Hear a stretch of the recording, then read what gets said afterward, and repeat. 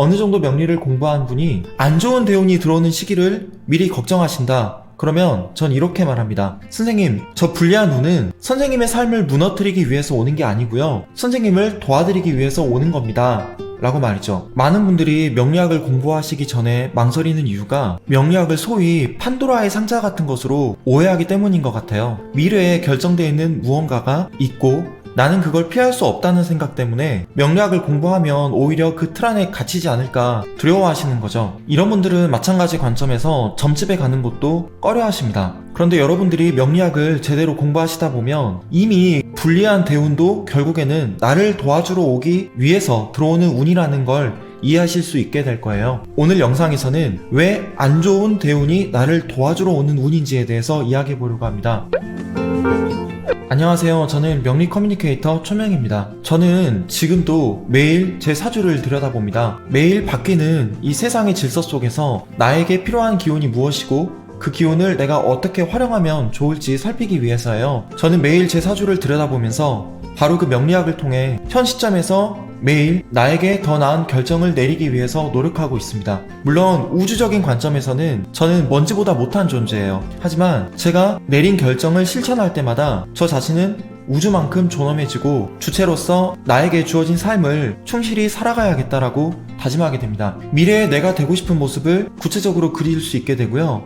현재 나 자신을 더욱 사랑하게 돼요. 이게 명리학을 배우고 매일 사주를 들여다보기 시작하면서 제게 생긴 실질적인 변화입니다. 사실 상담 현장에서 미래에 대해서 불안해하시는 분들을 자주 만나요. 그분들에게는 어떤 운이 유리하고 어떤 운이 불리한지 그 운을 어떻게 활용하고 방어할 수 있는지에 대해서 말씀드릴 수 있을 뿐입니다. 미래의 일에 대해선 저도 잘 몰라요. 하지만 어느 정도 명리를 공부한 분이 안 좋은 대운이 들어오는 시기를 미리 걱정하신다. 그러면 전 이렇게 말합니다. 선생님, 저 불리한 운은 선생님의 삶을 무너뜨리기 위해서 오는 게 아니고요. 선생님을 도와드리기 위해서 오는 겁니다. 라고 말이죠. 가재나 개, 새우 같은 갑각류들은 척추동물이 인간과 달라요. 뼈가 없습니다. 대신 뼈만큼 단단한 껍질을 외피로 두르고 있죠. 이런 갑각류들은 성장하면서 허물을 벗죠. 그런데 인간의 손가락도 단숨에 잘라버릴 만큼 힘이 센 개들도 허물을 벗어서 말랑말랑해진 그 순간만큼은 외부의 공격에 너무나 취약해집니다. 이 외부의 공격을 불리한 대운이라고 가정해볼까요? 역설적이게도 힘이 아주 세고 크기가 무척 큰 갑각류일수록 위험도는 더욱 높아지고요. 누구에게라도 잡아먹힐 수 있게 됩니다. 저는 이 이야기가 정말 흥미롭게 다가왔어요. 왜냐면 내가 성장할 수 있는 그 순간이야말로 껍질을 벗어던져서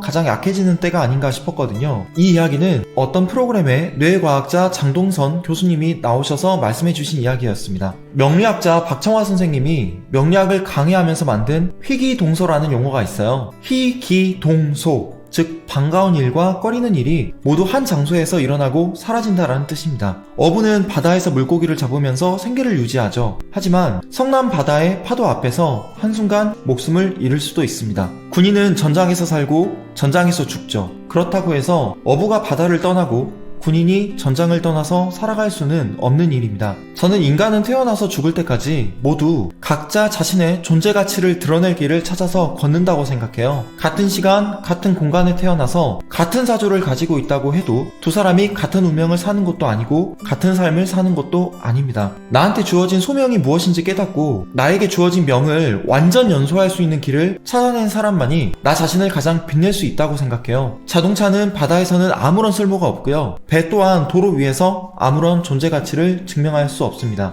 그러면 나는 어떤 삶을 살아야 나의 가치를 드러낼 수 있을까? 내 삶을 어떻게 운용해야 더욱 나답고 행복한 삶을 살아갈 수 있을까? 다행인 건 명리학을 공부하면요, 내 사주에 맞는 삶의 방향은 물론이고 내가 맞이할 대운 또한 미리 살필 수 있다는 점입니다. 모든 것이 완벽하게 균형 잡힌 사주는 존재하지 않죠. 그런데 균형을 깨는 그 치우쳐진 기운이 결국 나라는 사람의 개성을 형성하고 특정 영역에서 폭발적인 잠재력을 만들어냅니다. 그러니까 좋은 사주하고 나쁜 사주를 따로 구분할 수 없는 이유가 바로 여기에 있는 거예요. 미리 내 사주의 특성을 반영해서 삶의 방향을 설정하고 그 방향을 구현하기 위한 길을 걷는 사람은 어떤 유혹에도 쉽게 흔들리지 않습니다. 명리학을 통해 대운에 따라 펼쳐질 수 있는 환경을 미리 이해하면 현재 시점에서 최선의 결정을 내릴 수 있습니다. 이건 마치 특정 시기에 태풍이 온다는 것을 알게 된 어부가 미리 해야 할 일과 하지 말아야 할 일을 구분하고 거기에 따라 대비하는 것과 같은 거죠. 저는 큰 흐름을 미리 살피고 그 시기 때마다 최선의 노력을 다하면 내 삶은 얼마든지 달라질 수 있다고 믿습니다. 불리한 운에는 잠시 물러나고 유리한 운에는 최선을 다해 나아가는 거, 이게 운명에 굴복하는 게 아니에요. 이건 오히려 자연의 질서에 순응하면서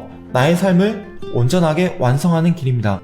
제가 최근에 제 유튜브 채널에 남겨진 댓글을 하나 가져왔어요. 한 선생님께서 제가 최근에 시작하게 된 명리학 기초 강의를 신청하시게 됐는데, 명리 공부를 시작한 지 몇 달이 되어가는 지금 주변에서 돈까지 들어가면서 도대체 명리를 왜 공부하느냐, 그게 어떤 도움이 되냐, 어떤 예경 같은 틀을 두고 나나 주변 사람을 판단하고 그 틀에 가두고 사람을 대하는 게 아니냐라는 우려 섞인 말과 부정적인 말을 많이 듣고 계신 것 같습니다. 그래서 어차피 올게 오는 건데 내가 이런 무의미한 공부를 시작한 게 아닐까라는 생각을 갖게 되셨나봐요. 제가 여기에 대해서 답변을 좀 드리고 싶더라고요. 사실 대운이라는 건 내가 태어나면서부터 이미 월주에 의해 결정됩니다. 합과 충과 형 이런 작용들에 의해서 이 대운이 막 드라마틱하게 변하긴 해요.